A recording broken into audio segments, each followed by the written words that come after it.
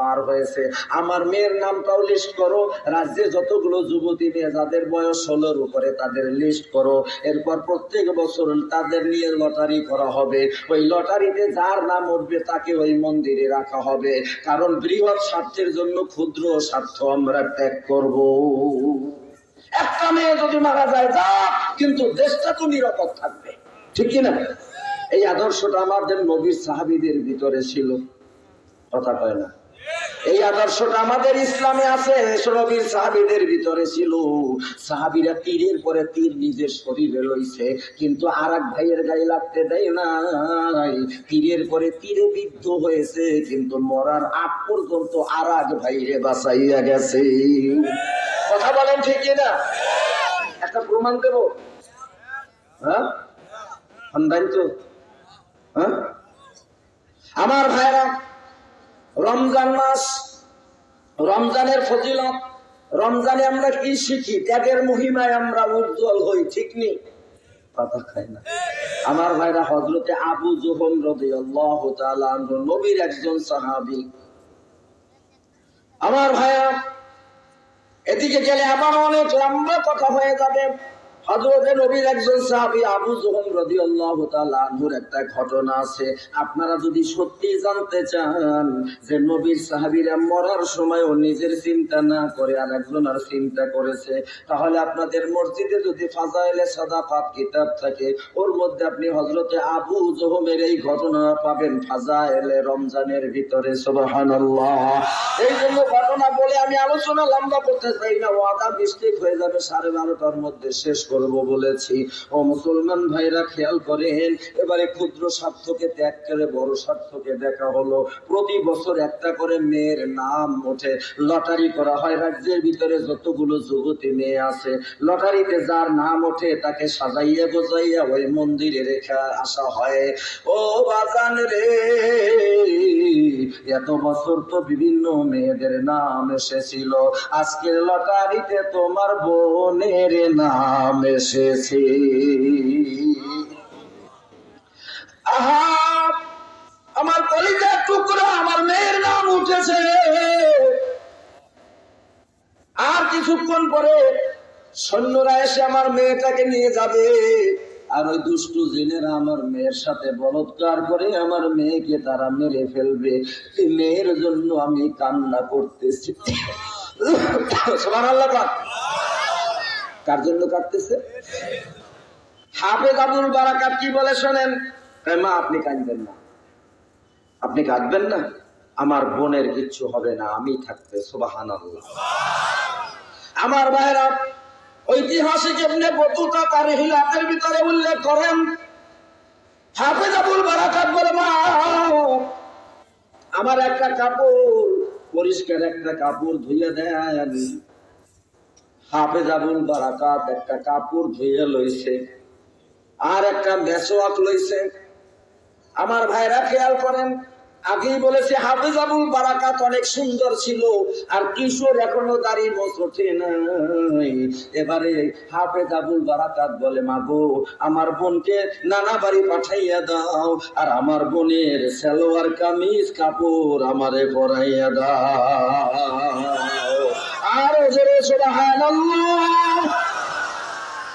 এ ভাই, হাফেজ আবুল বারাকাত তার বোনের কাপড় চোপড় পইরা সুন্দর করে সাইজে গুইজে খাটে বসে রইছে। যখন রাত গভীর হইছে, কে?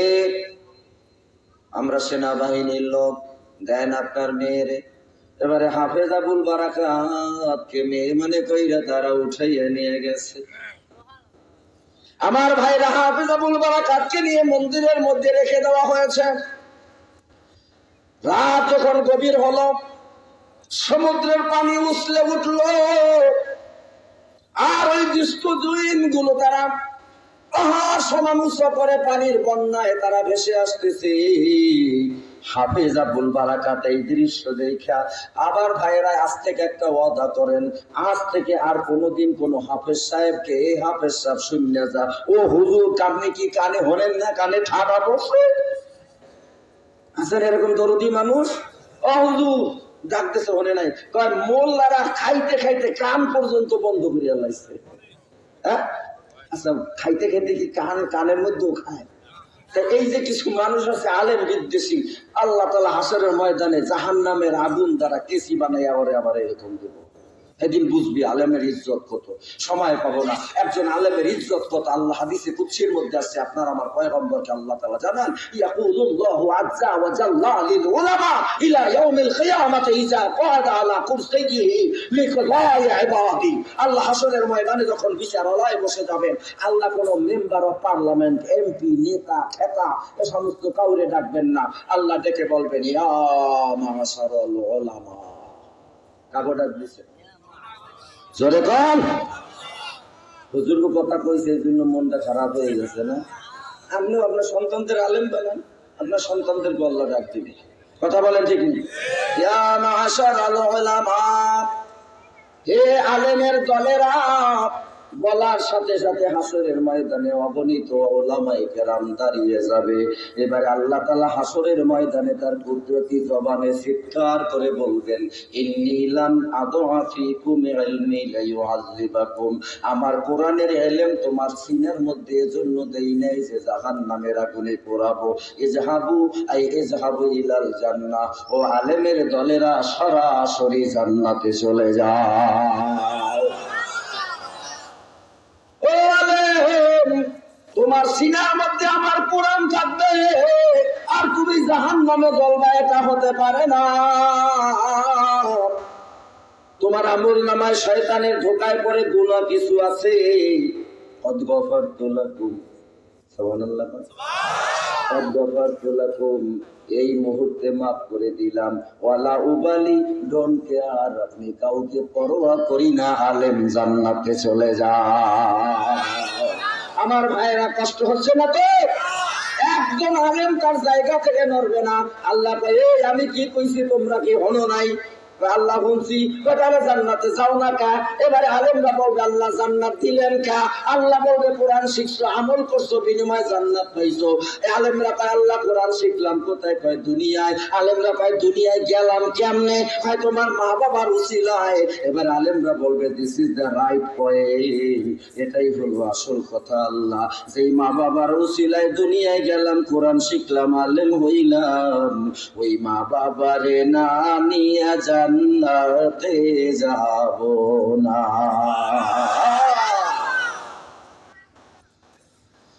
আল্লাহ বলবেন তোমার বাবা জান্নাতে, তোমার বাবা জাহান্নামে, তোমার মা জান্নাতে, তোমার মা জান্নাতে, বাবা জাহান্নামে, এভাবে বলবে। আল্লাহ আলেমরা বলবে আল্লাহ এসব বুঝি না, জান্নাতে না জাহান্নামে কোথায় আছে জানি না, শুধু এটুকু জানি যাদের উসিলায় দুনিয়ায় গেলাম, যারা মাথার ঘাম পায়ে ফেলাইয়া রোদ্রে পুরা বৃষ্টিতে ভিজা কামাই কইরা কষ্টের টাকা দিয়ে আমাকে কোরআন শিখাই আলেম বানাইছে। আর তোমার কাছে এত ইজ্জত যে তুমি আমাকে গুনাহ মাফ করে দিয়া জান্নাত দিছো। সুতরাং আমাদের দরখাস্ত কবুল না করলে আমরা জান্নাতে যাব না। আমার ভাইরা, পয়গম্বর বলেন আল্লাহ তাআলা শেষ পর্যন্ত আলেমদেরকে ছাড় দিয়ে দেবে, যাও তোমরা নিজেরাই তোমাদের নিজেদের মা বাবারে বাইছে নিয়ে আসো। আল্লাহ আলেমরা বলবে আল্লাহ জাহান্নামে গেলে তো জইলা পুইরা ছারখার হয়ে যাব। আল্লাহ কয় না রে আলেম না, আমি যারে জান্নাতে যাওয়ার পারমিশন দিয়েছি, জাহান্নামের বাপেরও ক্ষমতা নাই যে তোর একটা পশম ভরাইতে পারে। আরো জোরে সুবহানাল্লাহ। আমার ভাইরা, বড় সুন্দর হাদিসের ব্যাখ্যাটা, এই একটা হাদিস দিয়ে সারা রাত আলোচনা করা যায় রে বাবা। এবারে আলেমরা যখন জাহান্নামের মধ্যে মায়েরে বাপেরে খোঁজার জন্য যাইবে, ঠিক এই সময় আল্লাহ তাআলা হাফেজে কোরআন আলেমে দ্বীনের মা বাবার মধ্যে এই টেন্ডেন্সি, এই অনুভূতি, এই ফিলিংস জাগ্রত করে দিবে। এই যে কথাটা এখন আমি বলতেছি, কোন মা বাবা যদি একজন সন্তানকে আলেম বানাইয়া তারপরে কবরে যায়, হাসরের ময়দানে ওই সন্তান মা বাবারে খুঁজে নিয়ে জান্নাতে যাইবে। এই যে বছরের পর বছর জাহান্নামে চলছে, কোনোদিন সন্তানের কথা মনে পড়ে নাই। যেই মাত্র সন্তান মা বাবার খোঁজে জাহান্নামে যায়, আল্লাহ সাথে সাথে আলেমের মা বাবার মনের মধ্যে এই অনুভূতি জাগ্রত করে দেয়, ওই কথাটা স্মরণ করাইয়া দেয় যে যদি কেউ সন্তানকে আলেম বানাইয়া যায়, আলেমা বানাইয়া যায়, তাহলে আলেমা আলেম সন্তানের উসিলায় মা বাবা জান্নাতে যাবে। এই কথাটা যখন আলেমদের মাতা পিতার মনে করবি, এবারে মাতা পিতার এইরকম উপরে মাথাটা দিয়ে তাকাইবে, হঠাৎ করে দেখবে ওই যে আমার ছেলে হাফেজ আব্দুল রহমান, তাকে বলবে হাফেজ আব্দুর রহমান, এই যে আমি তোর মা। আর একদিক থেকে বলছে ও মৌলানা আব্দুল করিম, এই যে আমি তোর বাবা। আমার ভাইরা, এবারে আলেমরা মা বাবার লইয়া জান্নাতের দিকে রওনা দিবে। এমন সময় দুইটা পরিচিত কণ্ঠ বলবে, ও মাওলানা আব্দুর রহিম আব্দুল করিম, ও হাফেজ সাহেব মা বাবারে লইয়া কই যাও? কই জান্নাতে যাই। এবারে বলবে মা বাবার কথা মনে পড়লো, আমরা দাদা দাদি না হইলে তোমার বাবারে কই পাইতা। লাগছে নিতে, আল্লাহ পাঠাইছে কাগো নিতে, মা বাবাকে নিতে। এবারে দাদা দাদি কয় আমরা দাদা দাদি না হইলে তোমার বাবারে কই পেইতাম। আলেম কয় দাদা দাদি ছাড়া তো বাবার অস্তিত্ব স্বীকার করা যায় না। যাজ্ঞ বলে যা আছে আনবো দাদা দাদি। লইছে দাদা দাদি রে। আবার একটু সামনে যায়, তাই ও মাওলানা সাহেব আপনি অমুক না? কয় হ। এরা কারা? কয় এরা হইল আমার মা বাবা দাদা দাদি। কয় মা বাবা দাদা দাদির কথা মনে পড়লো, আমরা নানা নানি না হইলে তোমার মায়ের কই পাইতা। কোরআন পড়াবেন না, আবদুম বাগদুম ঘোড়াডুম পড়াবেন না। আবদুম বাগদুম দেখছেন জীবনে? ঘোড়ায় ডিম পারে? কথা কয় না। তাহলে যার পড়াশোনা শুরুই হইলো মিথ্যা দিয়ে, ভালো হইল থেকে? কথা কাটতে ঠিক না? একদম বাদুম ঘোরাদুম সাজে। আরে আল্লাহ কি কয়? সরোয়া অজগরটি আসছে তেরে, রাত্রেবেলা ঘুমোতে কি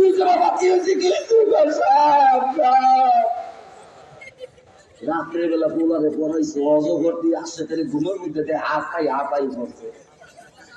হ্যাঁ, কথা কয় না কেন? আর মাদ্রাসায় বলে কি সর অজু করে জলদি আসো।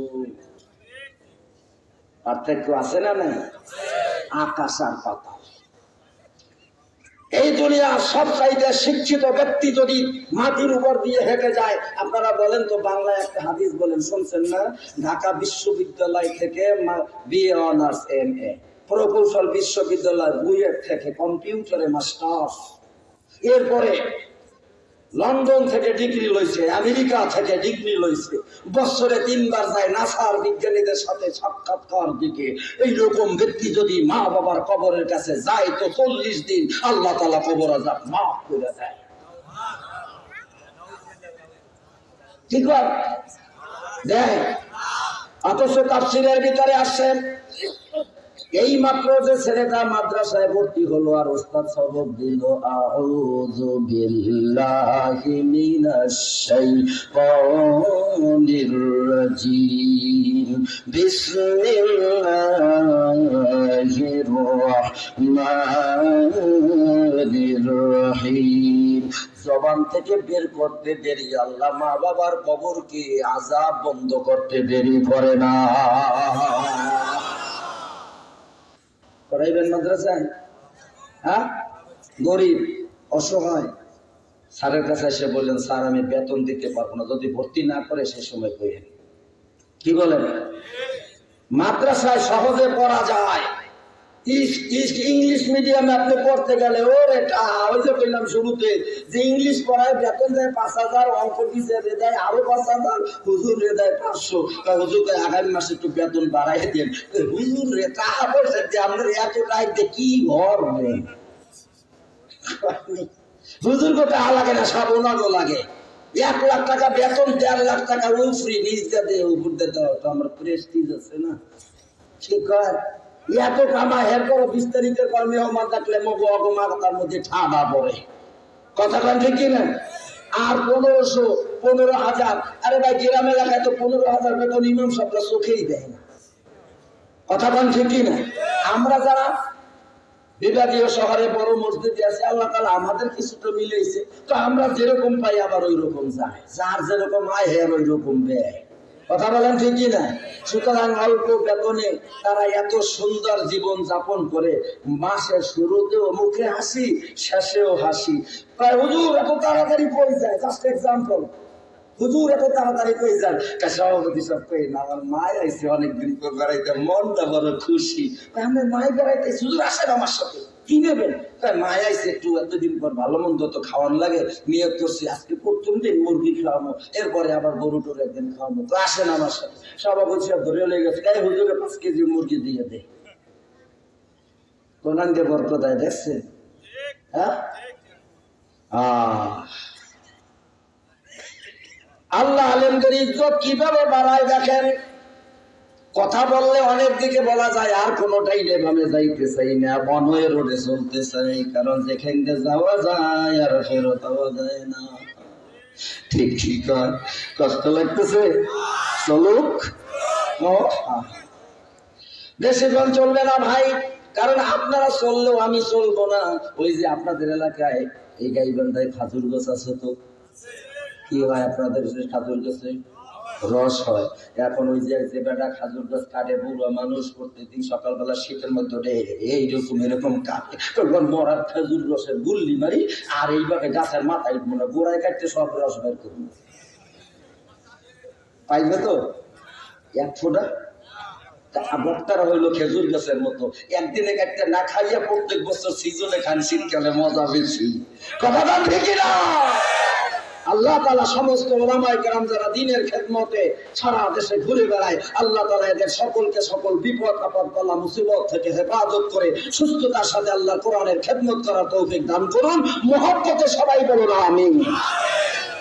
আমার ভাইরা, কোথায় গেছিলাম মনে আসেনি? কোন জায়গায় বলতো? মন্দিরের ভিতরে হাফেজ আবুল বারাকাত, খুব ভালো লাগলো, মনটা আনন্দে একেবারে খুশি হয়ে গেছে। অনেক জায়গায় শ্রোতারা কইতে পারে না, হুজুর কি জানি কইছিলেন, ওই যে শুরুতে যা করলেন ভাইয়া শেষে নেট হয়ে পাগলের দল। গান শোনার সময় এই সময় একেবারে কইতে পারে, কোন জায়গায় কইছে এসি রে, এই যে মনে থাকে। ওয়াজের মধ্যে কোন জায়গায় কি কইছে হ্যাঁ মনে থাকে না। আর বক্তা যদি একটু কৌতুক টৌতুক করে, বক্তা খানাই ছেড়ে জিহাদি গেল বছর আইছিল, এইরকম মজা দেয় না এবছর যা দিছে রে। হ্যাঁ, কোরআন হাদিসের ভিতরে লিমিট রেখে রস করা উচিত, আনলিমিটেড রস করে মানুষকে বেশি হাসাইয়া কোরআনের নূর নষ্ট করা ঠিক না। কথা বলেন ঠিক কিনা? আমাদের দেশে তখন ডিজিটাল বক্তাও বের হয়েছে, আবার ওই যে এত বড় সুন্দর মতো এরকম সেহন টুপি মাথায় দিয়া এরপরে নাচে আর একটু দেখাই, দয়াল বাবা কি বিনু আইনার করি গো আয়না বসাইয়া দে রে, আয়না বসাইয়া রে বাবা দে রে কলবের ভিতর।